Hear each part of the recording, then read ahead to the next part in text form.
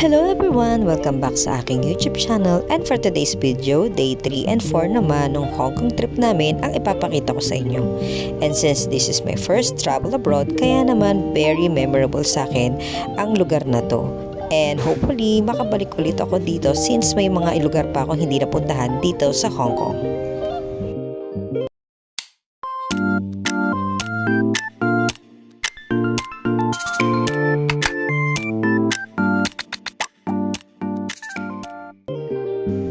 Nag-breakfast muna kami dito sa Cafe de Coral bago kami nagpunta sa Peak Tram.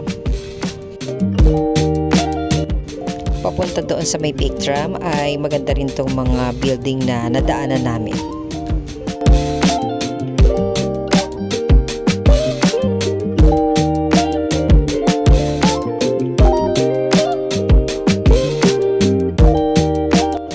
After ng ilang minutong paglalakad ay nakarating na rin kami dito sa may Peak Tram.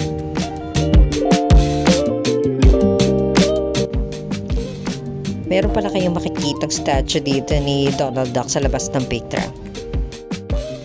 Ang daming tao na nagpunta kami kaya good thing na nakabili rin kami ng ticket sa Klook bago kami nagpunta dyan.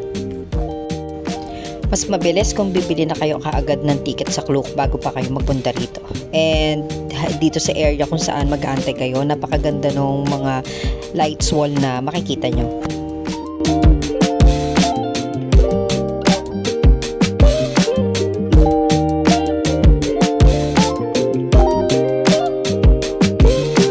Paakyat na kami nito kung saan sasakay ng tram.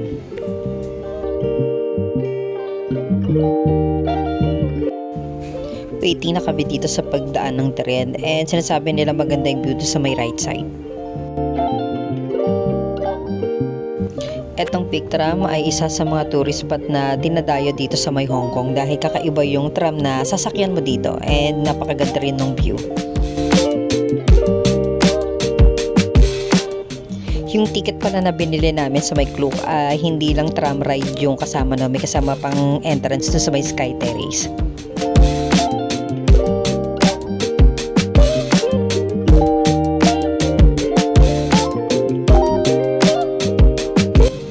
Ang daming tao nung kasabay namin na napunta dyan, and since nasa dulo kami ng pila kaya naman hindi kami nakakuha ng magandang pwesto. Pero since naman na malaki naman at makikita mo yung view sa labas, so matataraw mo pa rin yung mga view.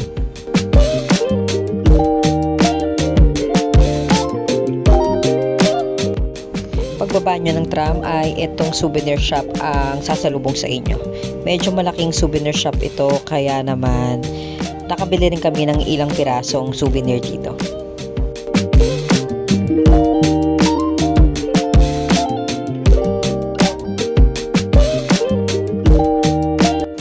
Marami kayong aakyatin na escalator papunta doon sa may Sky Terrace.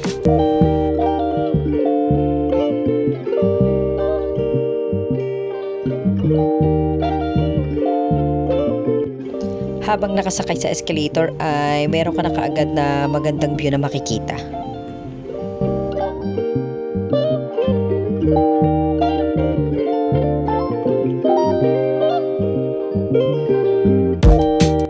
Nandito rin pala yung Madame Tussauds pero hindi na namin pinasok yan. After ng ilang escalator na hindi ka mabilang kung ilan yung inakyat namin, ay nakarating na rin kami dito sa may pinakataas. Ito yung pinaka Sky Terrace talaga.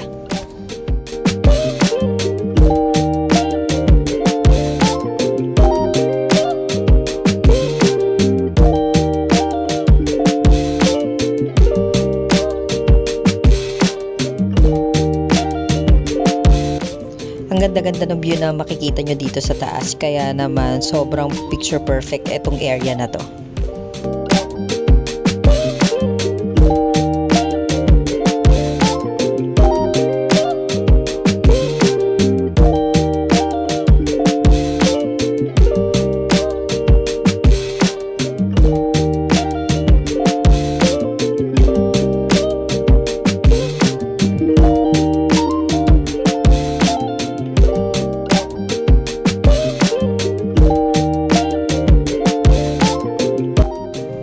merong mga ganitong display in celebration of 20 years ng Hong Kong Disneyland. Ang cute din magpa-picture dito sa area na to.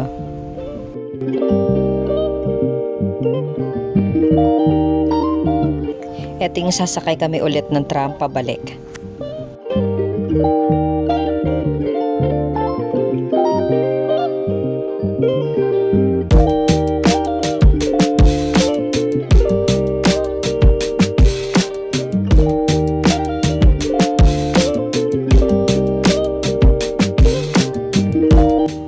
Nung biyahe namin pabalik ay mas nakakuha ko ng magandang pwesto. Kaya naman kumuha ulit ako ng video.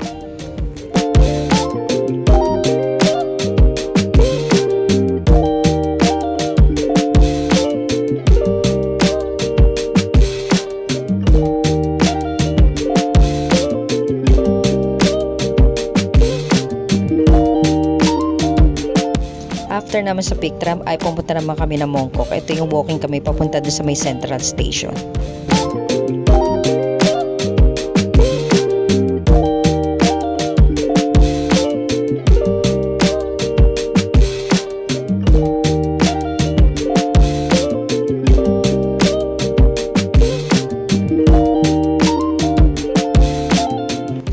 Ang ganda ng mga Christmas display na nadaanan namin papunta doon sa may Central Station.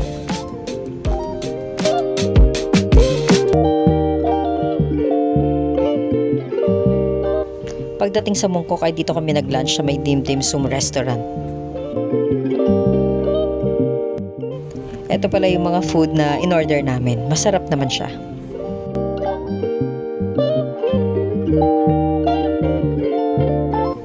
Nung gabi naman ay pumunta kami ng Avenue of the Stars.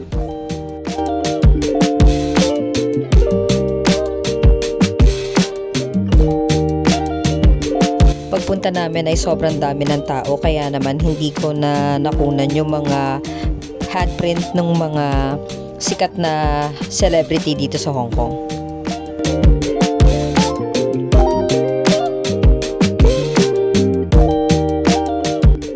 Pagdating ng 8 PM ay nanood kami nitong Symphony of Lights.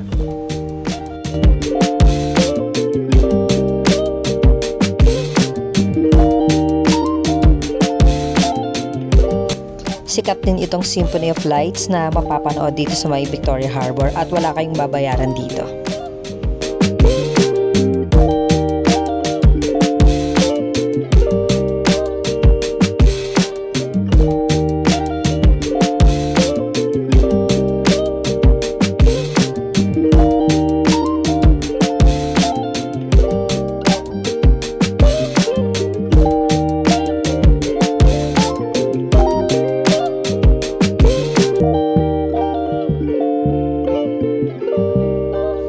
Isa tong Symphony of Lights na dinadayo dito sa may Victoria Harbour. Hindi naman masyadong bongga yung lights nito. Pero since libre naman at walang babayaran, might as well na manood na rin kayo.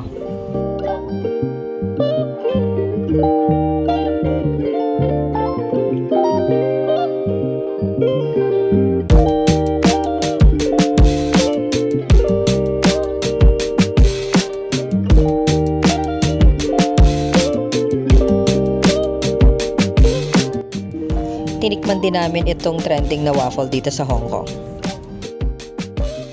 Pagkatapos ay bumalik na kami dun sa may transient namin.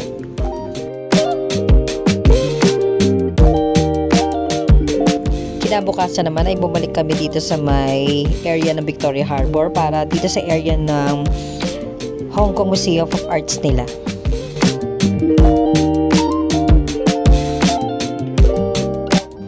Pinuntahan namin yung area kung saan sikat na kumukuha ng mga pictures yung mga Pinoy na pumupunta rito.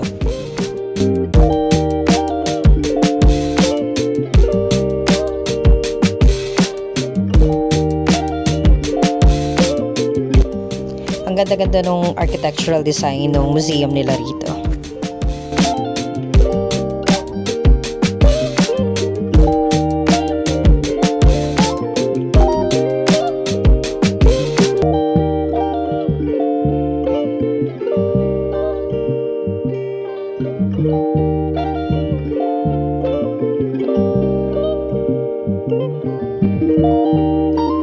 Dito sa area na to yung sikat na kumuha ng pictures, lalo na yung mga Pilipino.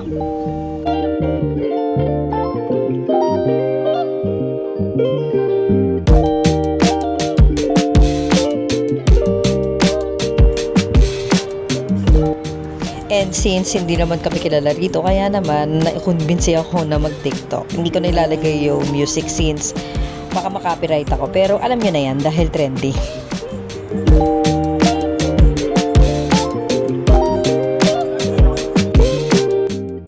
Pagkatapos ay pinuntahan namin itong clock na katapat lang siya kung saan kayo sasakay kung mag-Victoria Harbor Cruise kayo. Sikat itong clock na to dito sa area ng Victoria Harbor.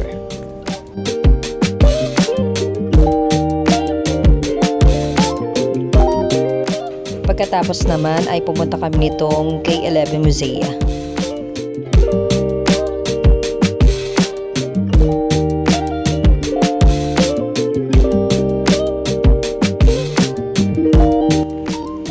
Hindi kami nagtagal dito since very high-end yung mga shops na nandito, pero ang ganda-ganda ng mall sa loob. Pagkatapos ay nag-lunch kami dito malapit sa may Chungking Mansion. Apaka-sarap din ng pagkain nila dito. Pagkatapos ay pumunta kami dito sa Jenny's Bakery at pinipilahan talaga tong bakery na to. Masarap kasi yung cookies nila dito. Perfect pang pasalubong. Ito rin pala yung price nila.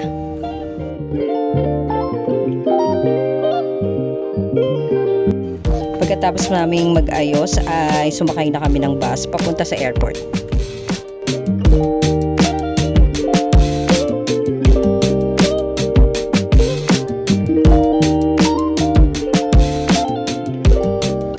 Double decker yung bus na sinakyan namin at yung biyahe namin inabot ng 40 minutes.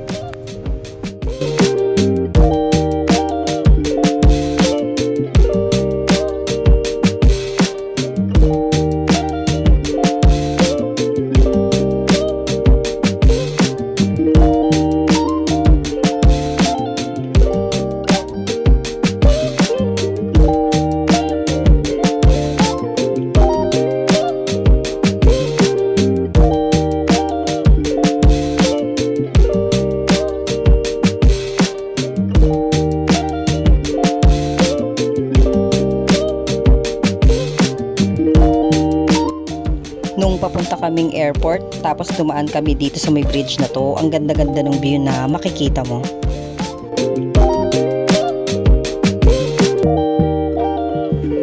Boarding na kami dito at pauwi na ng Pilipinas. Thank you Lord for this safe trip. Thank you for watching. Please subscribe to my channel.